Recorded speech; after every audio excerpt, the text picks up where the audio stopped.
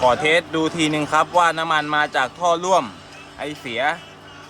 หรือมาจากโขงหลังเทอร์โบเพราะว่าตรงนี้มีน้ำมันด้วยท่อร่วมเอาลองสตาร์ทดูทีนึง